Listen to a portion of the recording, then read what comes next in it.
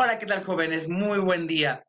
La clase pasada estuvimos viendo un poco de la introducción a la química, la definición de la química, su objeto de estudio, y también vimos un poco de la historia de la química. Esta semana estaremos viendo lo que es energía y materia. Bueno, la energía proviene del vocablo griego energia, que significa trabajo o actividad.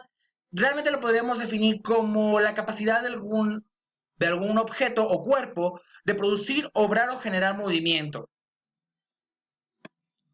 Bien, existen dos tipos de energía y es lo que quiero que quede claro, la energía cinética y la energía potencial. Para poder mejorar mucho lo que es el entendimiento de los tipos de energía, vamos a verlo desde la perspectiva de una montaña rusa.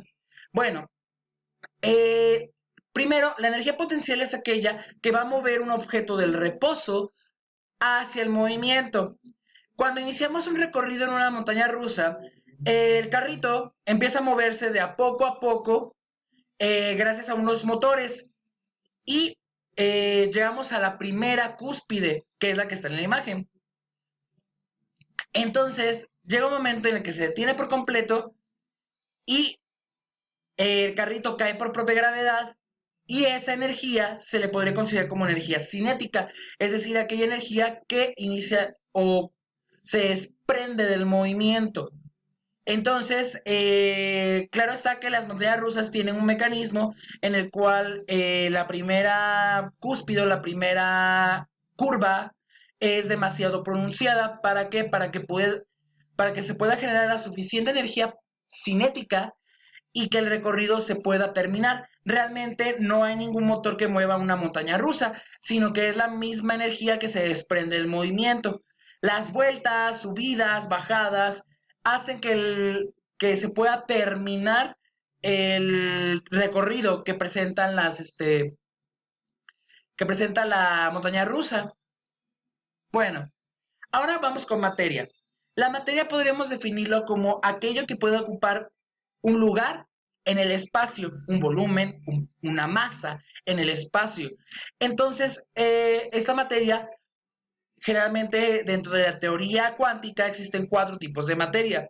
La energía estándar, la materia estándar, la materia oscura y la energía oscura.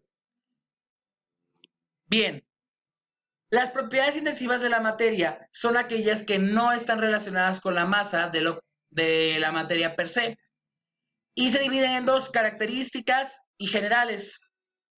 Entre las propiedades características tenemos, por ejemplo, lo que es el punto de ebullición de ciertos materiales, por ejemplo, el agua. El agua tiene un punto de ebullición a 100 grados centígrados y este punto de ebullición es algo característico y propio de cada molécula o cada compuesto propio. También tenemos el punto de fusión del agua, o bueno, en general el punto de fusión de todos los materiales. Generalmente este punto es cuando pasa del estado líquido al estado gaseoso. Y en el agua, en el caso del agua, siempre es a 0 grados a una atmósfera normal. Claro está que a una atmósfera alterada puede llegarse incluso al punto triple del agua. Algo muy interesante, el punto triple del agua es aquella conjunción de temperatura y presión que va a hacer que el agua pase por los tres estados de agregación al mismo tiempo. Otra de las propiedades características intensivas de la materia sería el calor específico. El calor específico es aquella cantidad de energía necesaria que requiere cualquier compuesto para aumentar al menos 1 grado centígrado eh, del, digamos, de frío, pase a calientito.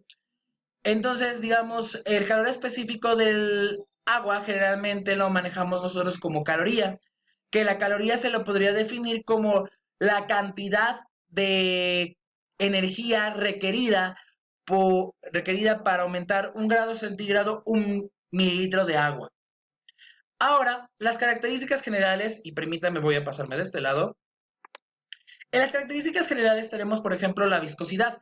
La viscosidad es aquella propiedad en la cual un líquido, sea cual sea, puede o debe de pasar por un capilar, es decir, un tubo muy delgado, y el tiempo que le demore vaciar ese tubo capilar será el tiempo que realice la,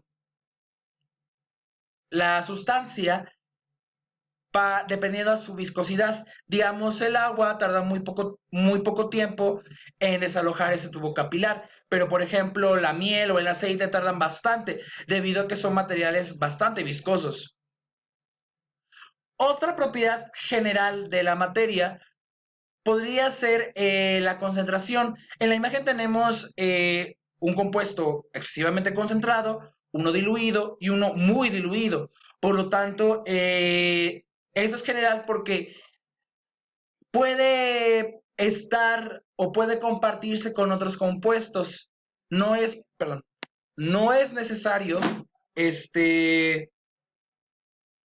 digamos que cierto compuesto sea una cierta dilución para tener esa misma característica. No es una propiedad característica como tal.